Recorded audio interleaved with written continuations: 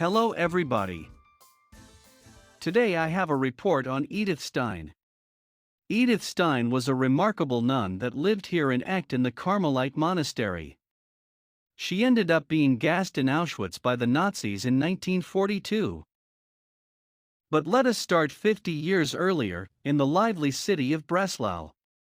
Edith was born there to an observing Jewish family in 1891 as the 11th child. Edith was quite a character. She was as a child of a mercurial liveliness, always in motion and bubbling with funny ideas. At the same time she could be indomitable, and even angry when something went against her will. When Edith Stein was just a toddler, the family Stein was faced with a serious problem. Edith's father died, and suddenly her mother had to take care of the family and the family business on her own. At first, this was quite difficult, but her mother proved to be quite successful dealing with the situation. A few years later, she was considered one of the most successful businesswomen in Breslau. Moreover, this resulted in the family experiencing a return of livelihood and the children enjoying an education. Edith was a talented and diligent student. After turning 14, however, she decided that she had learned enough and moved to Hamburg to live with her eldest sister and her husband Max. When living there, she lost her faith and decided she was an agnostic. Edith's mother must have found that difficult, but as we already know, Edith was an independent and stubborn girl.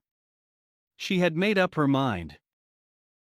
10 months after moving to Hamburg, she returned to Breslau. There, she began helping her sister Erna with her homework. After some thought, she realized that getting some more education wasn't a bad idea.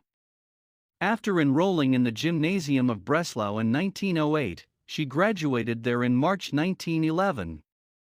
1 month later, she enrolled at the University of Breslau. Life became much more hectic for her. Aside from her work at the university, she was also involved in initiatives to reform the education system and in women's suffrage. Her exploration of the world of new impressions led her to Edmund Husserl's phenomenology. It didn't take her long to realize she wanted to learn more about this, so in 1913 she moved to Gottingen to study with Edmund Husserl. Edith just intended on staying in Gottingen for 1 semester. But life has its own way of making plans and, as it turned out, she ended up staying there for 2 years. She passed the state exam in 1915. Meanwhile, the Great War had begun, and girls Edith's age were asked to work for some time in hospitals. As a result of this, Edith began working as a nurse in Weissenkirchen. To what I understand, this has not been an easy time for her. After finishing her time in Weissenkirchen, she went to Freiburg. There she became Edmund Husserl's assistant at the university there. During her time in Freiburg she wrote her doctoral thesis on the problem of empathy. She finished it in 1916. In the years that followed, Edith began teaching philosophy in Breslau. She also fell in love with a philosopher from Munich, but unfortunately, her love was not reciprocated. No doubt that this was a painful experience for her. Additionally, she became interested in Roman Catholicism.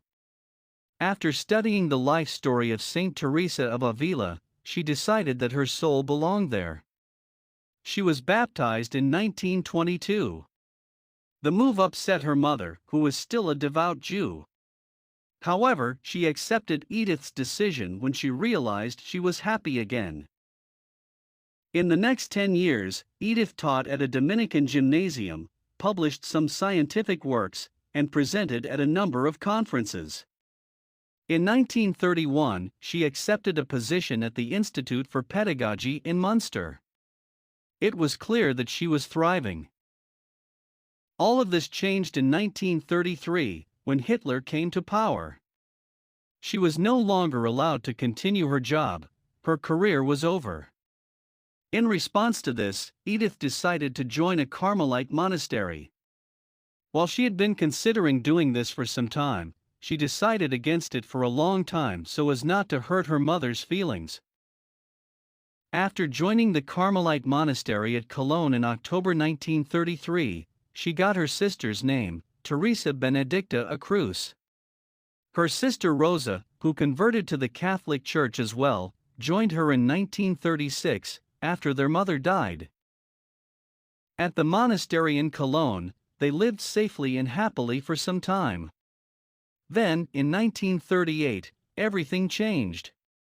The Kristallnacht made it clear that Jews were not safe in Germany, not even in monasteries. The two sisters were relocated to the Carmelite monastery here in Echt. Many believed that the Netherlands would succeed staying out of the war. However, as we now know, this was far from what happened. In 1940, the Netherlands were also occupied by Nazi troops. In 1942, Seyss-Inquart, Hitler's man in the Netherlands, was very annoyed by a declaration read in the Dutch Catholic churches. In this statement, the bishops expressed their horror at the persecution of Jews. Seyss-Inquart was so enraged that he sent hundreds of Jewish converts that had become Catholic to Auschwitz to be murdered. Edith and Rosa were two of them. On the 2nd of August, they were arrested at the monastery and killed in Auschwitz gas chambers 7 days later. Edith was 50 at the time. 45 years later, Edith was beatified by Pope John Paul II and canonized on October 11, 1998. She became one of the patron saints of Europe. Here in Echt, in the south of the Netherlands, you can find quite a few places where she is remembered and honored. Several of these places have been depicted in the episode. That's what I wanted to share about Edith Stein. Okay, now back to the channel. Next week, the Grand Dame will probably host an episode. I expect her to tell us about the new role she has taken on. It means for me that I have more time to create an episode about Thorne's rich history. Anyway, we've come to the end of this week's episode. Feel free to hit the like button and subscribe to the channel if you enjoyed it. As said, next week the Grand Dame, and in 2 weeks, I will be back with a story about Thorne.